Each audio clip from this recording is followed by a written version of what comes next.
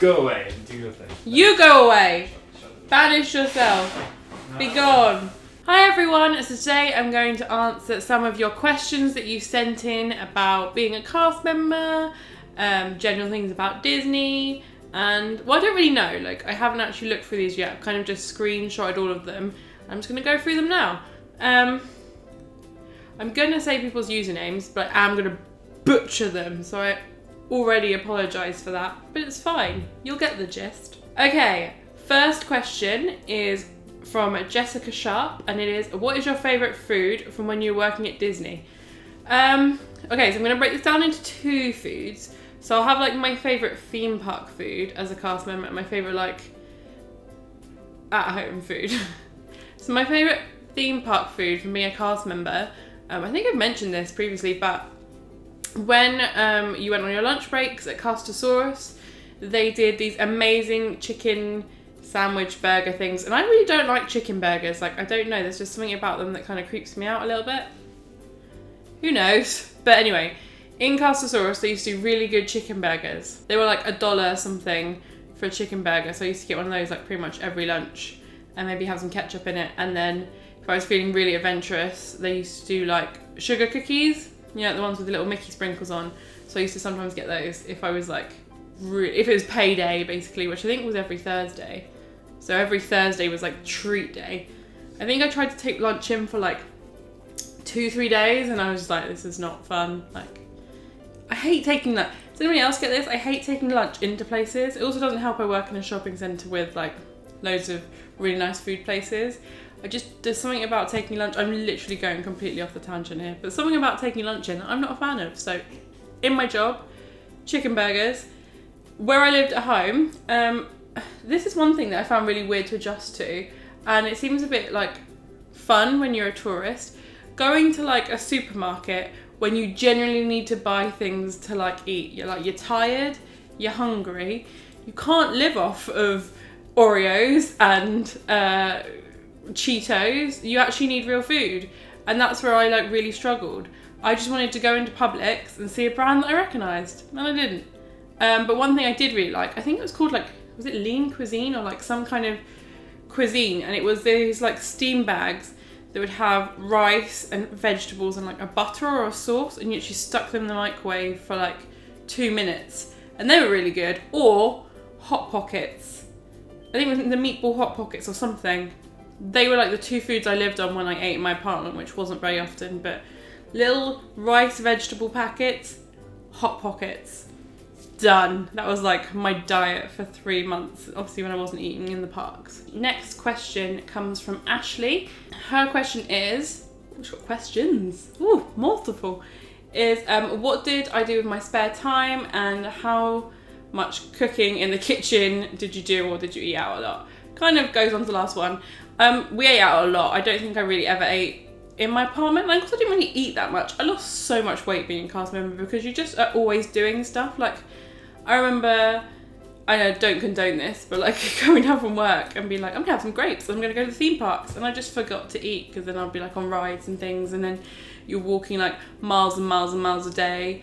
It did wonders. Like, don't need no diet, you just need to move to Disney World like and work, not just sit and pig out all day like I do now when I go.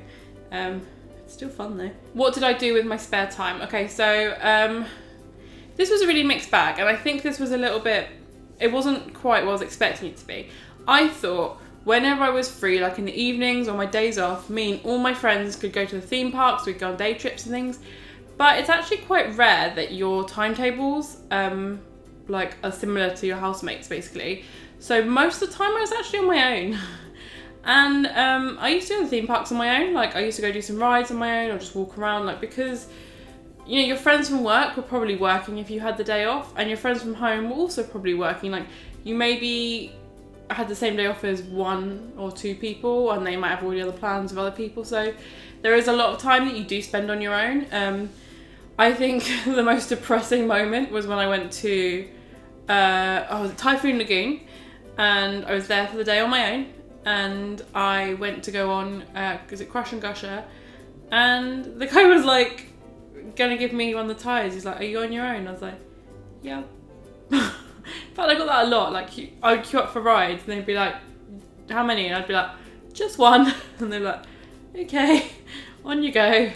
So maybe I should have done single rider more. I don't think I did it that much. But that was like what I used to do in my spare time. I used to hang out in the theme parks by myself. Or if I was lucky enough that my housemates had come back, we'd go out for dinner. That was kind of it. Or I used to sit up in my apartment watching films on my laptop and then wait for everyone to come home. And then we used to sit up and chat till quite late.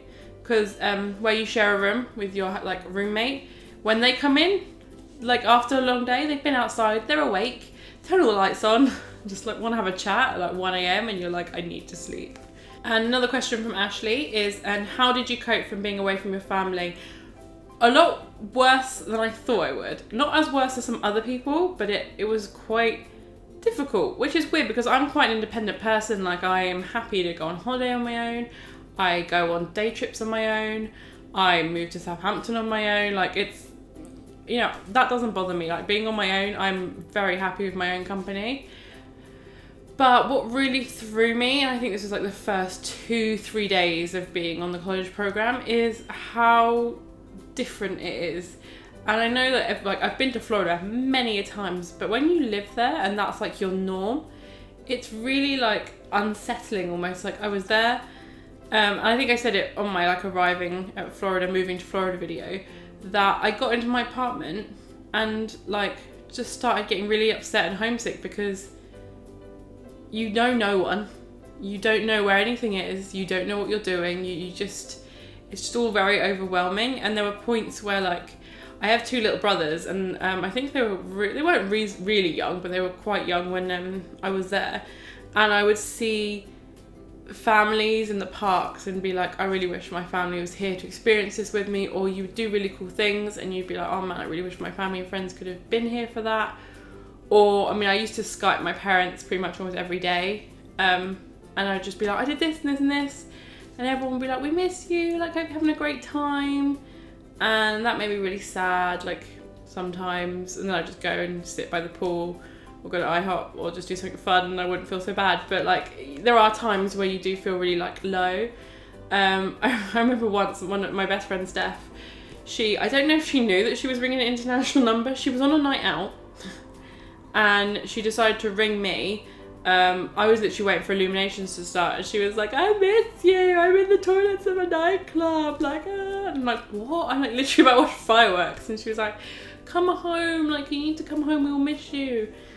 And I was like, oh god, I really like felt a bit homesick then. But yeah, it comes and goes. Like, I found that my friends, when their family came to visit, it was worse. So for them, like, one of my housemates had a boyfriend back home and she really struggled like being away from him. Like that didn't, I was single at the time, so I wasn't that bothered. But one of the girls I lived with, her family came to visit for the week and she managed to spend a few days with them, but you can't really take that much time off. And then when they left, she felt really weird not going with them and then got really homesick, and she at one point wanted to leave and we were like, no, you have to stay, like, just give it a couple of days, sleep on it and see what happens. And she ended up staying. I'm really glad she did, because I think she would have really regretted it if she went home. I coped okay in the end. We'll go that far, but by the time the program was over, I was 100% ready to come home and see my family. Okay, this next question is from Kesha Carrington, and it is, what were the highest and lowest, most difficult or most challenging moments of your cast member experience? Thanks, looking forward to your Q&A. I mean, I don't think I could pinpoint like a most challenging or highest or lowest point. I mean, I've spoken about a few of them. There isn't a particular moment where I would look back and go, that was the lowest moment, because I think it's all like peaks and troughs sort of things. Like, you'd have a really bad moment, but then the highs of it, like, over, you know, it balanced out and there was never really like an emotion either way. It was all amazing looking back, but I'm one of those people that when you reminisce, everything is really nice, and it's not until you remember being back in that situation how awful you felt at times or how great you felt at times. I'm not very good at reliving emotions. I just always see stuff as being really good. So I look back and I was going, my program was amazing, nothing went wrong.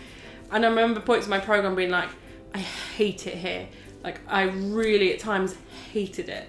And I mean, that passes really quickly, and it was probably more my mood than them being there. But there was times where you just feel like a bit of the furniture, I think, was one of the things. Like, you got no respect from guests. You got, and as mentioned before, no respect from other casts. Like, some of them, most of them were amazing. I'm just talking about the few.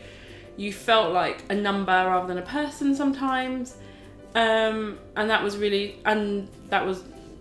awful. It was horrible, and you're like, what's the point of me being here? Like, it's not enjoyable. I remember there was a thunderstorm going on, and my manager was like, you need to do your bin run, and I was like, I don't want to. Like, there's lightning hitting, and they're like, do it. And I remember going around getting absolutely soaking wet. You know, it's like a Florida storm, like doing my bin run. And I was like, is this worth this? Like, is this worth the money I've put into this? Not right now. But then again, all these amazing experiences I got to go on, it just like peaks it. I do know what my best experience was. I got to meet Bob Iger. So let me fill this in a little bit. So in Animal Kingdom, we were having, I think one of the elephants had just given birth to a baby, and they were doing a celebratory dinner, because I think it was something they've been working on for a while. It was like a breeding program for the elephants.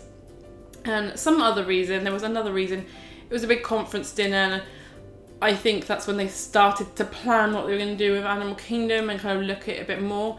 And all the Disney executives turned up. Like, they had, so the old Festival of the Lion King Theatre, they decked it out. Like, it was fully catered. They had all tables, they had fake grass down, they had like canopies and everything. It was amazing in there.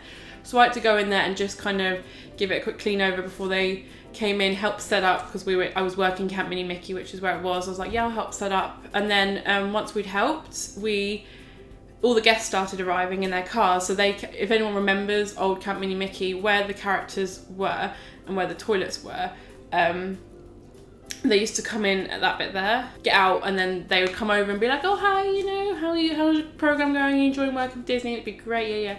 So I met Bob Iger, oh my God, I can't remember his name at the time, but he was in charge of like the Walt Disney World theme parks. I met, was it the CEO of Twitter? I think it was Twitter or YouTube or someone. One of those companies is owned by Disney, and I can't remember which one. I don't think it's Twitter, but it was one of those kind of companies. I met her. She was part of the Disney Corporation, and basically any of the big high up Disney. Joe Rody was there. Anybody like that, they kind of went to this meal, and we got to meet them all as they went in.